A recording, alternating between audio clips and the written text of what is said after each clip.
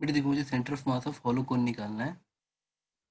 तो let us से कि एक हॉलोकोन है। अच्छा बेटा, आप लोग हॉलोकोन को थोड़ा सा इमेजिन करने के लिए आजकल बर्थडे पे जैसे कैप्स आती हैं, वैसा इमेजिन कर लो। हॉलोकोन बन गया। मैंने ओरिजिन यहाँ मान लिया, बिल्कुल नीचे। बेस का ये जो रेडियस है, बेस बना है उसके सेंटर पे मैंने height of the cone H मान ली। हाइट ऑफ द कोन मैंने एच मान लिया। जो स्लेंट हाइट है, देखो यहाँ वर्ट मैं नाम भी रख देता हूँ, ए बी सी। तो जो ए सी है स्लेंट हाइट, ये आर मान ली, सॉरी एल मान लिया। अब ये जो semi vertical angle of the cone है उसको थीटा मान लिया। तो ये सब भी हमें काम आएगा। मैं कुछ डेटा स्टार्टिंग में लिख देता हूँ ताकि आप लोग उसको सोच पाओ। Sine theta simply R by L होगा। कॉस थीटा हमारा, बेटा सॉरी, ये sine theta R by L है, कॉस थीटा हाँ हमारा एच बाई एल होगा। देखो, अगर मुझे एक सरफेस मास डेंसिटी लिखनी है, surface mass density, let us से कोन का मास m है, तो जो बेस है वो खाली है, हॉलो कोन है ना, तो जो कर्व्ड सरफेस एरिया होगी वही टोटल एरिया हो जाएगी। तो वो होती है पाई रेडियस r इंटू एल। तो मुझे ये सब ऑक्सिलरी इक्वेशंस पता होनी चाहिए ताकि मेरी डेरिवेशन स्मूथ जाए। अब देखो, हम सेंटर ऑफ मास निकालते कैसे, हमेशा फॉर्मूला एक ही होता है। अगर मुझे सेंटर ऑफ मास का एक्स या वाई कोऑर्डिनेट निकालना है तो Y C M will be Y D M integration और डी एम का इंटीग्रेशन। और यहाँ हमेशा मतलब ये होगा कि नीचे denominator is total mass of the body, numerator is Y D M. तो पहले आपको ये समझना पड़ेगा वाई क्या है और डी एम क्या है। बेटा हमने एक हॉलोकोन बनानी है, तो हॉलोकोन हम कैसे बना सकते हैं? कुछ सर्कल्स को छोटे छोटे से सोचो, बैंगल्स हैं जिनका रेडियस कम होते जा रहा है। आप एक बैंगल के ऊपर दूसरा बैंगल ऐसे रखते चले जाओ, रखते चले जाओ, आपको एक हॉलोकोन मिल जाएगी।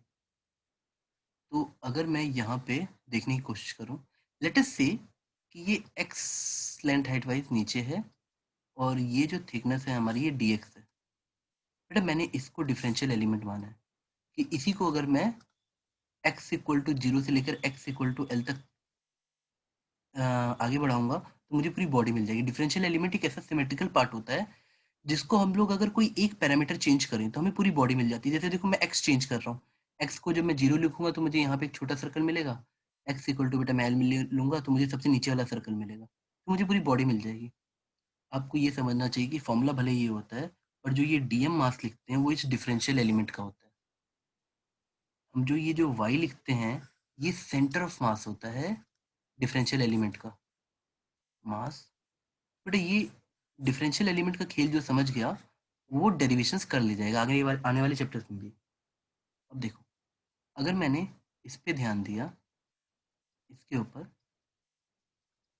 तो चलो यहाँ पे डीएम निकालते हैं। पहले देखो, मुझे बस ये तो चाहिए वाई कितना है, डीएम कितना है। तो बेटा वाई तो अगर मैं ओरिजिन मान चुका हूँ यहाँ पे, तो वाई इतना आएगा। अगर आप इस ट्रायंगल में ध्यान से देखो तो बेटा यहाँ पे भी तुम्हें एक ट्रायंगल मिलेगा। मुझे इस मेरे डिफरेंशियल एलिमेंट का जो सर्कल बना है उसका जो रेडियस मिलेगा वो मिलेगा, बेटा देखो एक्स ये है और ये भी थीटा है, तो मुझे ये मिला एक्स साइन थीटा। देखो मेरा ट्रायंगल यहाँ पे ऐसा वाला भी बन रहा है कि this is x, this is theta, तो ये आ जाएगा, सॉरी एक्स कॉस थीटा और ये वाला एक्स साइन थीटा। देख लो, अब मैं ये बोल सकता हूँ कि मेरा रेडियस एक्स साइन थीटा है। अगर मैं स्ट्रिप को खोल दूँ इस तरीके से फैला के, तो ये वाली विड्थ डी एक्स बनी और ये जो लेंथ बनी वो टू पाई आर बनी, और रेडियस मेरा कितना है, एक्स साइन थीटा।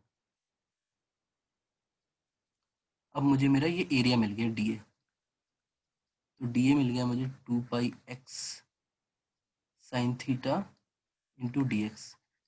मुझे मेरा डी ए मिल गया। अगर अब मुझे इसका डी एम निकालना हो तो D M will be simply sigma into D A. देखो वैल्यू हमेशा आखिरी में पुट करनी चाहिए।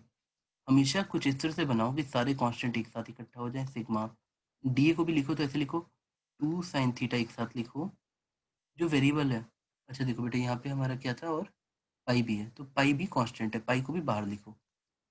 तो टू पाई साइन थीटा हमने जानबूझ के बाहर लिखा, सिग्मा भी कांस्टेंट उसे बाहर लिखा, अंदर बचा हमारा एक्स डी एक्स हमें डीएम मिला। बेटा देखो डीएम तब मिलता है जब हम इन दोनों को मल्टीप्लाई कर देंगे, मास per unit area into area को। अब हमें डीएम मिल चुका है।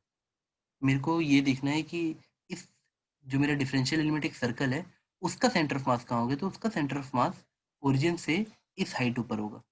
अब मुझे खुद पता है कि ये वाली हाइट मेरी एक्स कॉस थीटा है, तो ओरिजिन से जो मेरा इसका वाई कोऑर्डिनेट आ जाएगा वो मिलेगा H minus X cos theta.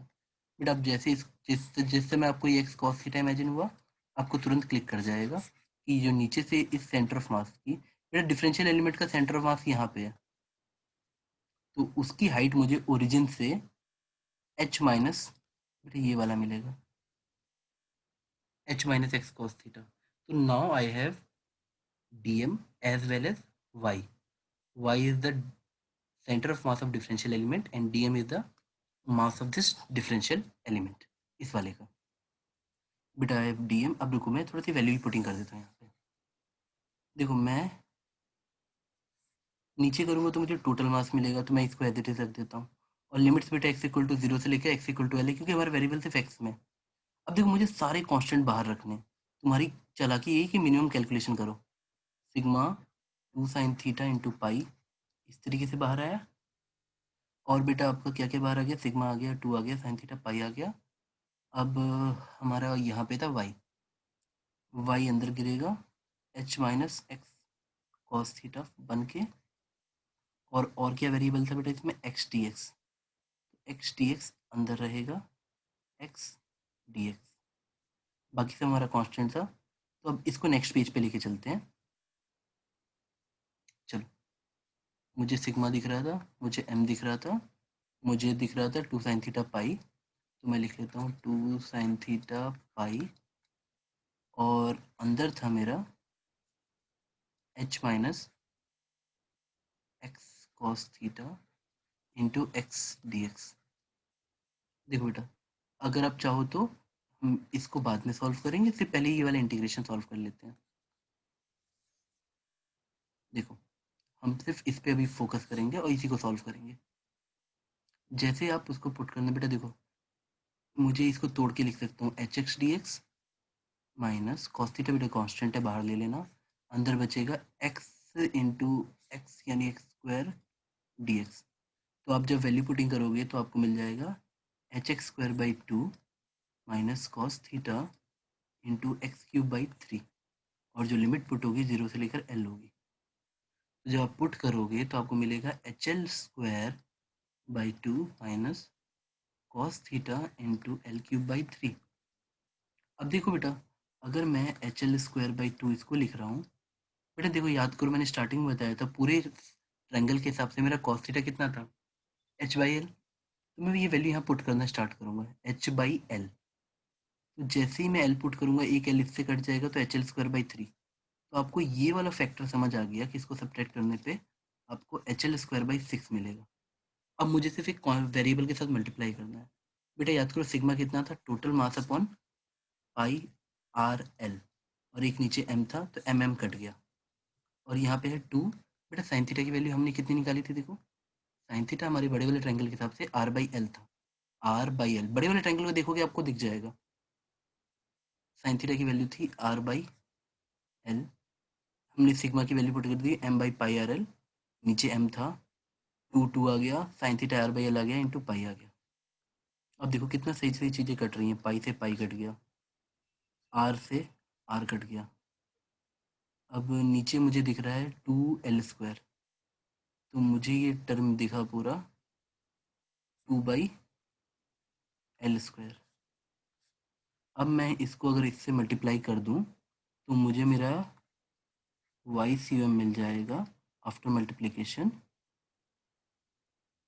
h/3। I will get my hollow cone center of mass।